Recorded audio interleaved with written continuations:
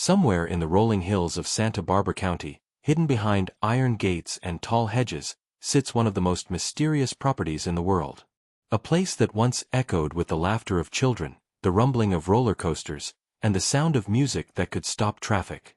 A place that was built from pure imagination and ambition. And yet today, those gates remain shut. The rides are gone. The animals have moved on. And the man who built it all is no longer here to walk its paths. This is Neverland Ranch. And this is the real story of why it closed for good. To truly understand why Neverland ended the way it did, you have to understand why it was built in the first place. Because this was never just a house. It was never just a property. It was the physical expression of one man's desperate desire to hold on to something the rest of the world had already let go of. His childhood. Before Michael Jackson ever set eyes on the property, it belonged to a man named William Bone, a real estate developer who purchased the land back in 1981. At the time, it went by the name Zaka Lee Rass Ranch. Bone renamed it Sycamore Valley Ranch and spent years shaping it into something he could be proud of. He worked alongside architect Robert Altver for more than 2 years, pouring both money and personal vision into every corner of the estate.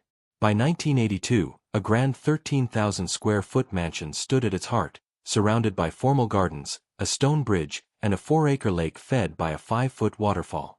It was beautiful, peaceful, the kind of place that felt untouched by the noise of the outside world. Michael Jackson first encountered this land in 1983, long before he ever owned it.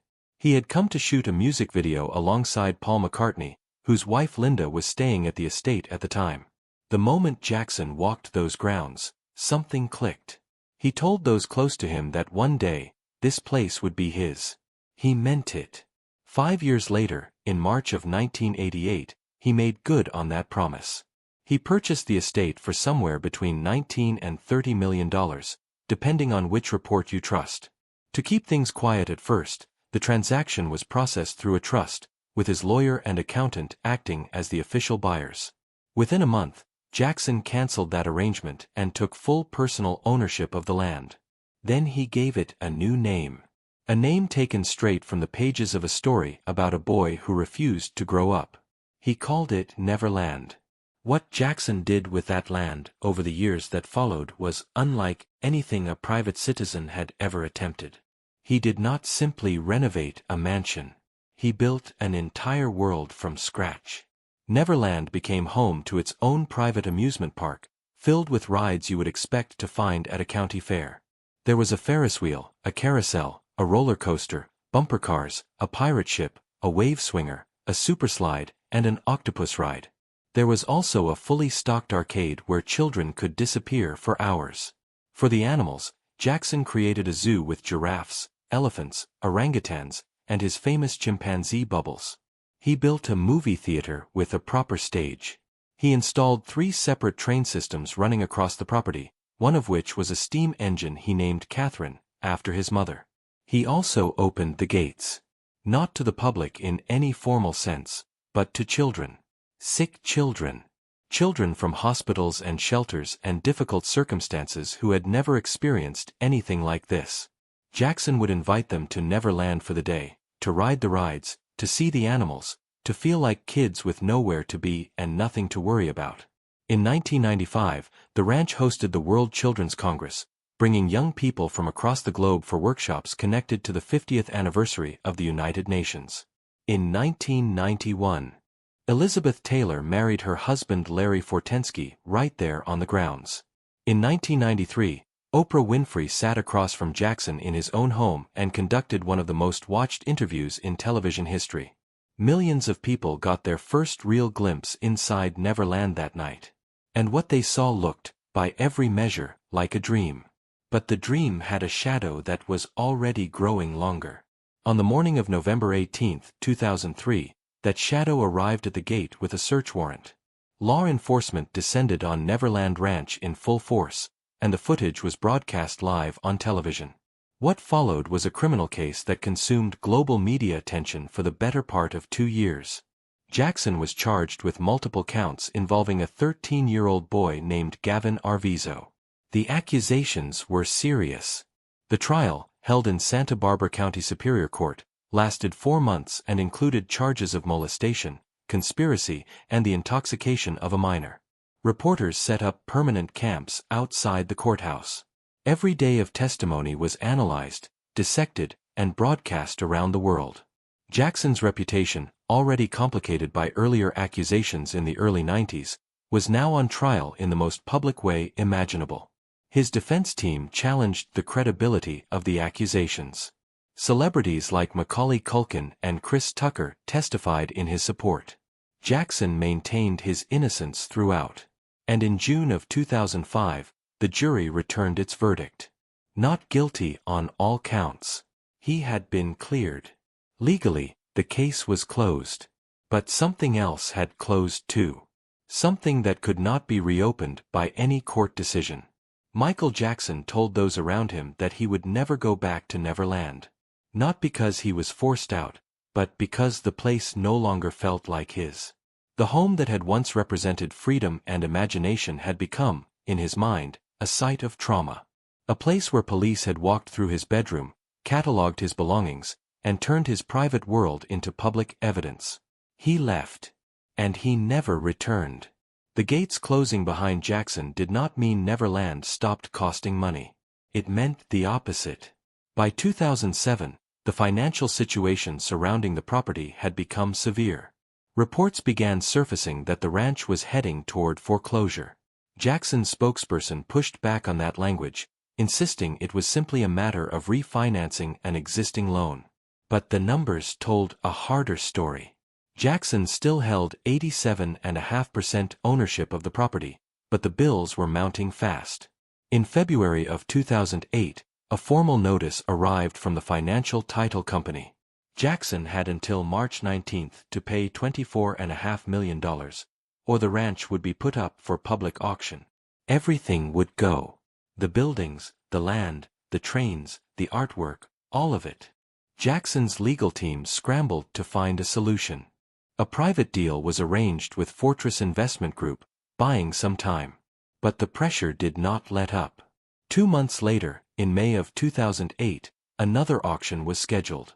This time, a firm called Colony Capital intervened, purchasing the defaulted loan for $22.5 million and preventing the forced sale. Jackson expressed relief publicly.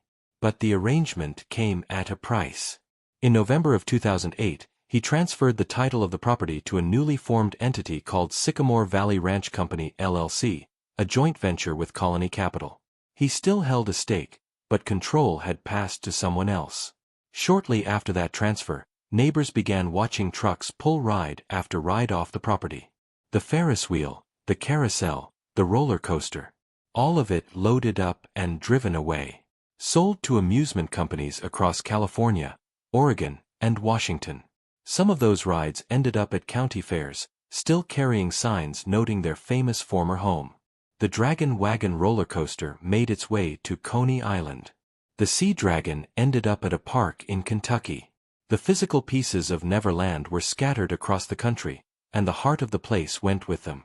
In June of 2009, Michael Jackson died. He was 50 years old. The news triggered an immediate wave of speculation about Neverland. Would his family bury him there?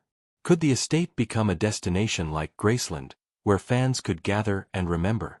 His father, Joseph Jackson, shut down those rumors quickly. No such plans were in motion. Jackson's 2002 will had placed his entire estate into a family trust, meaning the ranch's future would be decided through legal and financial channels, not sentiment alone. The property sat largely empty in the years that followed. In 2015, Colony Capital announced plans to sell it, renaming it once again Sycamore Valley Ranch. The asking price was $100 million. No buyer came. By 2017, the price had dropped to $67 million. Still no buyer. By early 2019, it had fallen all the way to $31 million. The sparkle was simply gone. Then in December of 2020, a man named Ronald Burkle purchased the property for $22 million. Burkle was a billionaire businessman who had once worked as a financial advisor to Jackson. He described buying the ranch as a land banking opportunity, meaning he intended to hold the property and wait for the right moment. But he also expressed a genuine desire to see it restored. He told the Wall Street Journal that when he arrived, it was a depressing place, nothing like the beautiful estate it had once been. He wanted to bring flowers and life back to it. And slowly, he began to do exactly that. Roads were repaired. The train station, badly damaged by woodpeckers, was restored. A petting zoo returned to the grounds. The bones of Neverland were still there. They just needed someone willing to invest in them again. While the ranch sat quiet, a documentary was being made that would ensure the world never stopped thinking about it. Leaving Neverland, directed by Dan Reed, premiered at the Sundance Film Festival in January of 2019. The 4-hour film centered on the accounts of Wade Robson and James Safechuck, two men who alleged they had been abused by Jackson as children. The film aired on HBO in March of that year and drew massive audiences on both sides of the Atlantic. Critical reception was overwhelmingly strong. The documentary earned a 98% approval rating on Rotten Tomatoes and an 85 out of 100 on Metacritic. It won an Emmy for Outstanding Documentary. Some radio stations pulled Jackson's music entirely. Major brands and retailers removed Jackson-related merchandise. Museums took down his memorabilia.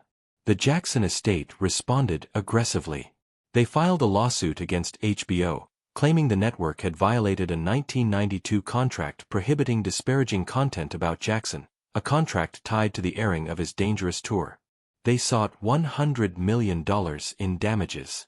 HBO refused to back down, arguing that no contract signed by a living person could permanently silence journalism and accountability after that person's death. The legal battle dragged on for years. Then in October of 2024, both parties quietly dismissed the lawsuit. As part of that resolution, HBO's streaming platform removed the documentary entirely. Leaving Neverland disappeared from screens without ceremony. But its impact had already been permanent.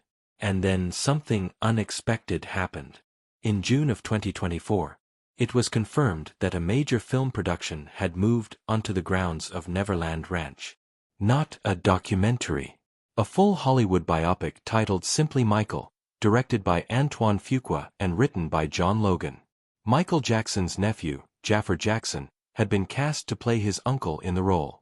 Public records confirmed that film crews were permitted to shoot at the ranch from April 15 through May 1, working around the clock from 6 in the morning until midnight.